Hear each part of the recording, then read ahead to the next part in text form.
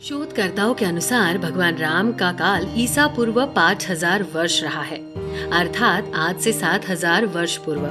हालांकि पुराणों की धारणा कुछ अलग है, परंतु क्या आप जानते हैं रामायण काल के आज भी 7 ऐसे पात्र हैं जो कलयुग में भी जीवित है। कौन है वो पात्र, जानेंगे आज के इस वीडियो में, इसलिए वीडियो में अंत तक बने रहे। साथ ही वीडियो को लाइक करके चैनल को सब्सक्राइब जरूर कर दे और नीचे दिए गए घंटी के बटन को दबाना न भूले। पहले हनुमान जी प्रभु श्री राम के भक्त आज भी जिंदा है।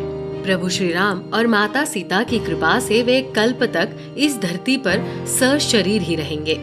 दूसरा विभीषण, भगवान श्री राम ने रावण के अनुज विभीषण को अजर अमर होने का वरदान दिया था। विभीषण जी सप्त चिरंजीवियों में एक है और अभी तक विद्यमान है। विभीषण को भी हनुमान जी की तरह चिरंजीवी होने का वरदान मिला है, वे भी आज सशरीर जीवित है। तीसरे काकभुशुंडी, भगवान गरुड़ को राम कथा सुनाने वाले काकभुशुंडी को उनके गुरु लोमश ऋषि ने इच्छा मृत्यु का वरदान दिया था। दरअसल लोमश ऋषि के शाप के चलते काकभुशुंडी कौवा बन गए थे।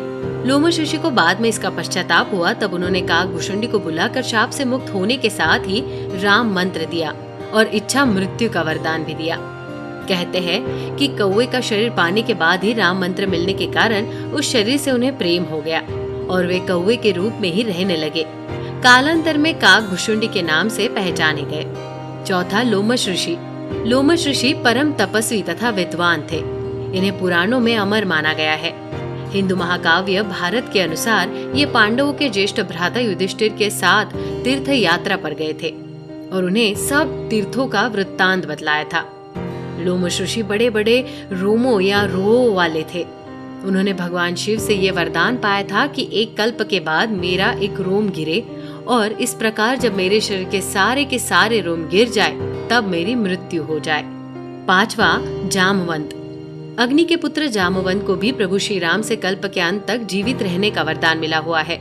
माना जाता है कि देवासुर संग्राम में देवताओं की सहायता के लिए जामवंत का जन्म अग्नि के पुत्र के रूप में हुआ था। उनकी माता एक गंधर्व कन्या थी। सृष्टि के आदि में प्रथम कल्प के सतयुग में जामवंत जी उत्पन्न हुए थे। जामवंत ने अपने सामने ही वामन अवतार को देखा था। वे राजा बलि के काल में भी थे। राजा बलि से 3 पग धरती मांगकर भगवान वामन ने बलि को चिरंजीवी होने का वरदान देकर पाताल लोक का राजा बना दिया था। वामन अवतार के समय जामवंत जी अपनी युवावस्था में थे। जामवंत को चिरंजीवियों में शामिल किया गया है। छठवा मुचुकुंद मांधाता के पुत्र मुचुकुंद त्रेता युग में विश्वाकु वंश के राजा थे। मुचुकुंद की पुत्री का नाम शशिभागा था। एक बार देवताओं के बुलावे पर देवता और दानवों की लड़ाई में मुचुकुंद ने देवताओं का साथ दिया था, जिसके चलते देवता जीत गए थे। तब इंद्र ने उन्हें वर मांगने को कहा। उन्होंने वापस पृथ्वीलोक जाने की इच्छा व्यक्त की। कहते हैं कि उन्हें इंद्रदेव ने बताया था कि पृथ्वी पर और देवलोक में समय का बहुत अंतर है, जिस कारण अब वो समय नहीं रहा और सब बंधु मर चुके हैं, उनके वंश का कोई नहीं बचा। ये जान मुचुकुंद दुखी हुए और वो वर मांगा कि उन्हें सोना है। तब इंद्र ने वरदान दिया कि किसी निर्जन स्थान पर सो जाए और यदि कोई उन्हें उठाएगा तो मुचुकुंद की दृष्टि पड़ते ही वो भस्म हो जाएगा। द्वापार में जब काल यवन और कृष्ण में द्वंद्व युद्ध का जप हो गया, तब काल यवन श्री कृष्ण की ओर दौड़ा। श्री कृष्ण तुरंत ही दूसरी ओर मुंह करके रणभूमि से भाग चले और काल यवन उन्हें पकड़ने के लिए उनके पीछे पीछे दौड़ा। श्री कृष्ण लीला करते हुए भाग रहे थे। काल यवन पग पग पर यही समझता था कि अब पकड़ा तब पकड़ा। इस प्रकार भगवान बहुत दूर एक पहाड़ी की गुफा में घुस गए। उनके पीछे काल यवन भी घुसा। वहां उसने एक दूसरे ही मनुष्य को सोते हुए देखा। उसे देखकर काल यवन ने सोचा, मुझसे बचने के लिए श्री कृष्ण इस तरह भेष बदल कर छुप गए हैं। देखो तो सही, मुझे मूर्ख बनाकर साधु बनकर सो रहे हैं। उसने ऐसा कहकर उस सोए हुए व्यक्ति को कसकर एक लात मारी। वो पुरुष बहुत दिनों से वहां सोया हुआ था। पैर की ठोकर लगने के साथ ही वो उठा और धीरे धीरे उसने अपनी आंखें खोली। इधर उधर देखने पर पास ही काल यवन खड़ा हुआ दिखाई दिया।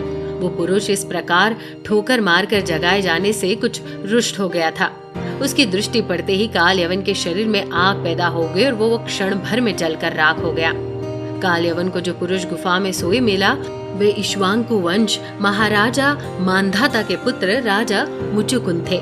इस तरह काल यवन का अंत हो गया। कहते हैं कि इसके बाद मुचुकुंद पुनः सो गए और वे आज भी सोए हुए हैं। सातवां परशुराम।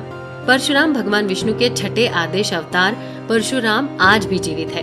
त्रेता युग से द्वापर युग तक परशुराम के लाखों शिष्य थे। महाभारत काल के वीर योद्धाओं भीष्म, द्रोणाचार्य और कर्ण को अस्त्र शस्त्रों की शिक्षा देने वाले गुरु, शस्त्र एवं शास्त्र के धनी ऋषि परशुराम का जीवन संघर्ष और विवादों से भरा रहा है। सतयुग में जब एक बार गणेश जी ने परशुराम को शिव दर्शन से रोक लिया तो रुष्ट परशुराम ने उन पर परशु प्रहार कर दिया, जिससे गणेश का एक दंत नष्ट हो गया और वे एक दंत कहलाए। त्रेता युग में जनक, दशरथ आदि राजाओं का उन्होंने समुचित सम्मान किया। सीता स्वयंवर में श्री राम का अभिनंदन किया। द्वापार में उन्होंने कौरव सभा में कृष्ण का समर्थन किया और इससे पहले उन्होंने श्री कृष्ण को सुदर्शन चक्र उपलब्ध करवाया था। द्वापार में उन्होंने ही असत्य वाचन करने के दंड स्वरूप कर्ण को सारी विद्या विस्मृत हो जाने का श्राप दिया था। उन्होंने भीष्म, द्रोण व कर्मा को शस्त्र विद्या प्रदान की थी। इस तरह परशुराम ने अनेक किस्से किए हैं। कठिन तप से प्रसन्न हो भगवान विष्णु ने उन्हें कल्प के अंत तक तपस्यारत भूलोक पर रहने का वरदान दिया। भगवान परशुराम किसी समाज विशेष के आदर्श नहीं है, वे संपूर्ण हिंदू समाज के हैं और वे चिरंजीवी है। उन्हें राम के काल में भी देखा गया और कृष्ण के काल में भी उन्होंने ही भगवान श्री कृष्ण को सुदर्शन चक्र उपलब्ध कराया था। कहते हैं कि वे कलिकाल के अंत में उपस्थित होंगे। ऐसा माना जाता है कि वे कल्प के अंत तक धरती पर ही तपस्यारत रहेंगे। पौराणिक कथा में वर्णित है कि महेंद्रगिरी पर्वत भगवान परशुराम की तप की जगह थी और अंततः वो उसी पर्वत पर कल्पांत तक के लिए तपस्यारत होने के लिए चले गए थे। तो दर्शकों, कैसे लगी आपको ये जानकारी? हमें कमेंट कर जरूर बताएं। साथ ही यदि आपको ये वीडियो पसंद आई हो तो वीडियो को लाइक कर चैनल को सब्सक्राइब जरूर कर दे। वीडियो में अंत तक बने रहने के लिए आपका धन्यवाद।